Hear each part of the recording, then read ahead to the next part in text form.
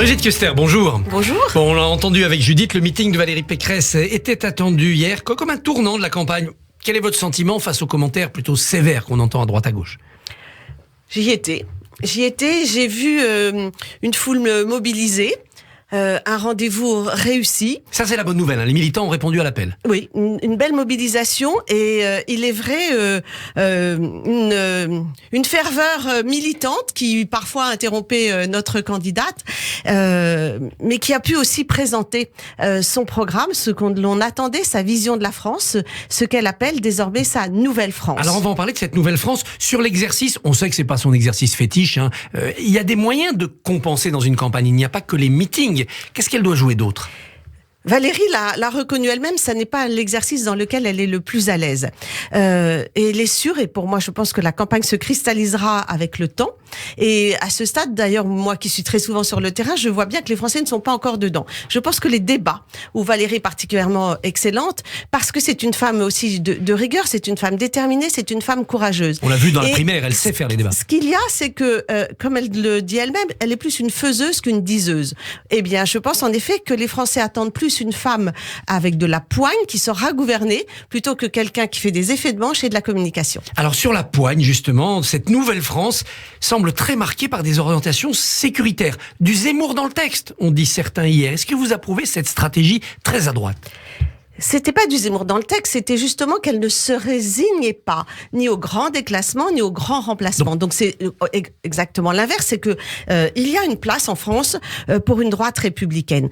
Et ce à quoi on assiste est particulièrement dangereux. C'est d'ailleurs la cause de la situation dans laquelle nous sommes. C'est ce fameux en même temps. Ce en même temps voulu par Emmanuel Macron, qui a été de manger à gauche et de manger à droite, et la gauche républicaine et la droite républicaine. C'est particulièrement dangereux. C'est particulièrement dangereux parce qu'on le voit d'ailleurs au Parlement, le en même temps n'a jamais existé. Ça a d'abord été En Marche et uniquement En Marche. Jamais, je crois, on a connu un moment avec autant de sectarisme au Parlement.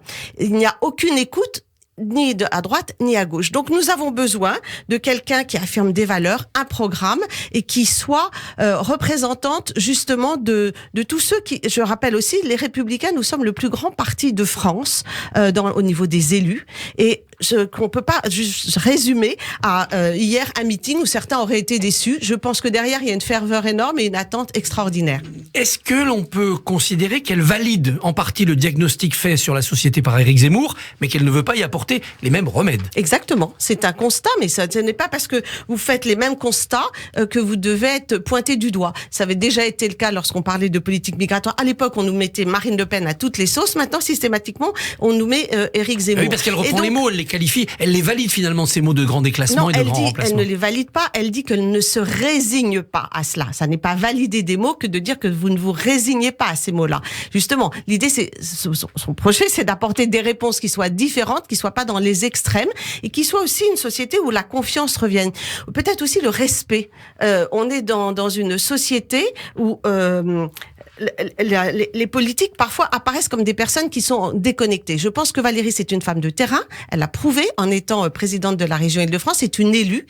Ça n'est pas le cas d'ailleurs du président sortant. Et je vois bien la différence, c'est qu'il y aura besoin à un moment que les corps intermédiaires soient respectés, que on soit sur une politique horizontale et non plus verticale telle qu'on l'a connue. Elle a aussi parlé des murs que pourraient construire les pays européens, des frontières contre l'immigration clandestine. Elle a assuré ces pays de son futur soutien. Est-ce que là aussi, ce n'est pas un tournant sécuritaire un peu majeur en géopolitique? Elle a pris comme exemple, lorsqu'elle était en déplacement en Grèce, l'exemple du mur. Peut-être que certains n'auraient pas exprimé les mêmes mots. Elle exprimait en tout cas sa volonté de renforcer les frontières. Elle l'a redit encore hier. C'est en effet une priorité pour diminuer l'immigration clandestine. Nous n'avons jamais eu autant d'immigrés clandestins en France. Nous n'avons jamais eu de titres de séjour qui ont été donnés. Nous n'avons jamais eu de mineurs qui sont venus ici sans autorisation. Et donc, ça commence aux frontières extérieures de l'Europe. Bien sûr, bien sûr. Est-ce que Michel Barnier, que vous avez soutenu dans la primaire, se retrouve dans ce volet-là, ce pan-là de la politique proposée par Valérie Pécresse ? Je ne parlerai pas au nom de Michel Barnier. Il s'est exprimé, il était là. Il s'est exprimé, bien sûr. Michel Barnier avait résumé sa conception de la politique en parlant de la nécessité de remettre une diplomatie d'influence. Ce sont les thèmes qu'a repris hier Valérie. Vous savez aussi que il se retrouvait dans l'idée d'être patriote et européen. Ce sont aussi des mots que Valérie Pécresse a repris hier dans son discours. Oui, donc oui, il se retrouve dans la politique étrangère que Valérie aura d'ailleurs l'occasion de décliner lors d'un prochain discours, puisque ça sera une priorité. Et ça sera justement, je pense, une politique d'influence et non pas, comme elle le dit aussi elle-même, pas une politique de posture. Nous l'avons vu au Liban. Nous avons vu quelle déception le président est allé en faisant des effets de manche. Quel est le résultat en ce moment pour le peuple libanais de l'influence française et quels sont les moyens que nous avons mis. Valérie Pécresse a été en Arménie d'ailleurs avec Michel Barnier. Ce sont des pays amis, ce sont des pays que nous devons soutenir. En Afrique également, on voit bien le retrait français. Il y a une nouvelle manière, je pense, d'appréhender les problèmes politiques à l'international. Et puis aussi une thématique qui sera sûrement très forte chez elle, c'est la défense de la francophonie. Eh bien, restons sur l'international. On reviendra après la politique nationale. La tension monte aussi vis-à-vis de la frontière russo-ukrainienne. Croyez-vous les Américains quand ils annoncent une attaque imminente des Russes, ou est-ce qu'on est dans un grand bluff, un grand poker menteur? Vous savez, je pense que je ne suis pas habilitée obligatoirement à avoir cette réponse. Je n'ai pas plus de données que vous. Je n'ai que comme information ce que je lis dans la presse.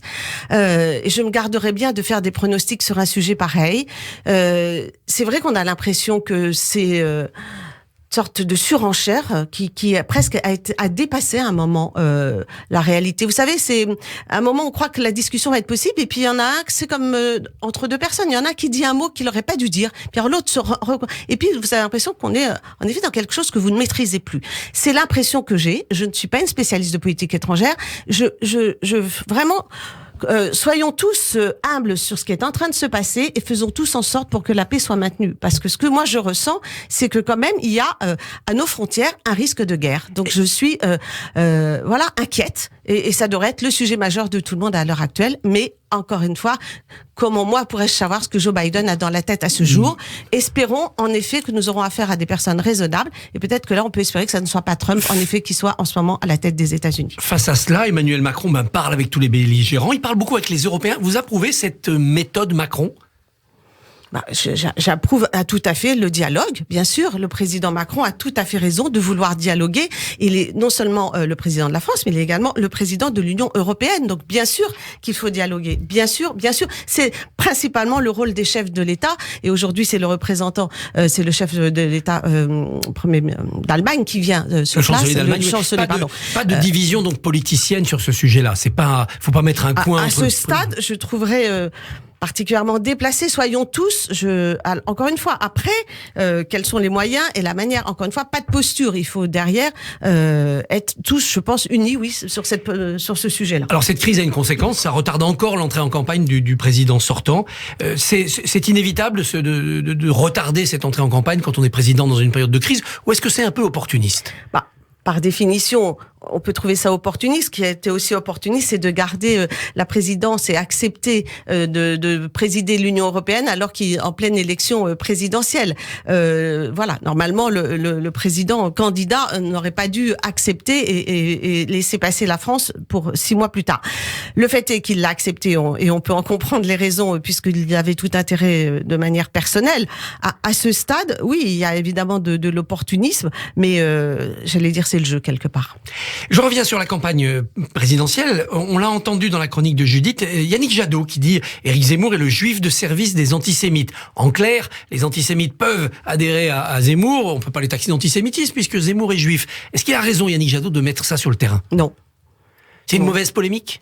Oui, complètement. C'est même surprenant, incompréhensible. Mais est-ce que ça ne débusque pas quand même les antisémites, les nazis, comme disait Marine Le Pen, qui vont grenouiller dans l'entourage de Zemmour ? C'est comme ce que vous disiez tout à l'heure, c'est le bougnoul de service. Moi, vous savez, il y a la femme de service. Alors juste parce que ça serait la femme de service sur une tribune, derrière le discours devrait pas être le même. Non, ça ne peut pas s'expliquer, ça ne peut pas se comprendre, ça n'a pas de raison d'être. Et je ne veux surtout pas entrer dans ce genre de considérations qui sont pas du tout à la hauteur du débat politique. Sur votre terrain, quand vous rencontrez des militants LR, certains vous confient leur tentation de voter Zemmour ? Oui. Et que leur répondez-vous? Ce ne sont pas dans les militants, pardon, ce sont des personnes dans la rue, pas parmi des les électeurs, militants. des électeurs. Donc, qui ont dû voter à droite longtemps et qui se disent, là, il faut aller jusqu'à Zemmour. Oui, mais bien sûr, on a de tout. Vous savez, il ne faut pas se leurrer, il ne faut pas se cacher. Il y a une partie de l'électorat et c'est bien la difficulté de la candidature de Valérie Pécresse, on le voit bien dans les sondages. Il y a une partie de notre électorat qui est sensible aux sirènes d'Éric Zemmour et d'autres de Macron. Justement, maintenant, c'est à nous de prouver la nécessité de cette droite républicaine, parce qu'il faudra imaginer au lendemain d'une élection, s'il y a plus de droite en France et qu'on se retrouve avec plus qu'une extrême et puis un grand parti qui, encore une fois, jusqu'à présent, en même temps est quelque part dangereux. Il peut être au départ attractif, mais sauf que la réalité, c'est qu'on ne va jamais jusqu'au bout. En politique d'immigration, on ne va jamais jusqu'au bout. Je le vois au Parlement, dès qu'on fait des propositions, on ne va jamais jusqu'au bout. On pourrait avoir ça, donc, ce grand parti central et une extrême droite. Oui, eh bien, à ce jour, ça n'est pas ce que je souhaite. Et je pense que ça n'est pas souhaitable pour la France. Un face-à-face télévisé Pécresse-Zemmour, ça serait peut-être à l'avantage de votre candidate. Ah, ça c'est sûr. Et est-ce qu'elle serait partante? Elle est partante pour tout, puisque c'est une combative et c'est une combattante. Donc là-dessus, j'ai aucun souci. Hier, elle a rappelé son programme économique et social, pas de mesures nouvelles annoncées. Sur quoi doit-elle mettre l'accent dans ces domaines dans les semaines qui viennent pour toucher les Français? Elle met l'accent sur sa mesure de 10% d'augmentation des salaires sur 5 ans. Sur 5 ans, je précise bien, avec une baisse évidemment nécessaire des charges, parce que ce sont les entreprises qui, au bout du compte, auront aussi à régler la note. Donc il faut que les entreprises soient en capacité aussi de faire ces augmentations. Donc elle a fait un échéancier sur les 5 ans à venir pour qu'au bout du compte, le pouvoir d'achat est au cœur aussi de sa campagne. Et c'est quand même, on le voit bien aussi, une revendication première des Français. Le convoi de la liberté, résultat mitigé, ce sont quoi? Des complotistes, des populistes, des gens désespérés? Ce sont des caribous, ça vient d'être dit tout à l'heure, avec beaucoup d'humour. Ce sont un ensemble de personnes qui sont en souffrance et qui parfois arrivent en effet avec des revendications très diverses et variées. Rappelez-vous, il y a eu les Gilets jaunes, il y a eu les Bérets rouges. Et il y a toujours un moment des mouvements. Ce ne sont plus les syndicats maintenant qui sont à la tête des révoltes. Ce sont des révoltes citoyennes. Et elles sont sûrement peut-être plus dangereuses. Brigitte Kuster, merci, bonne journée.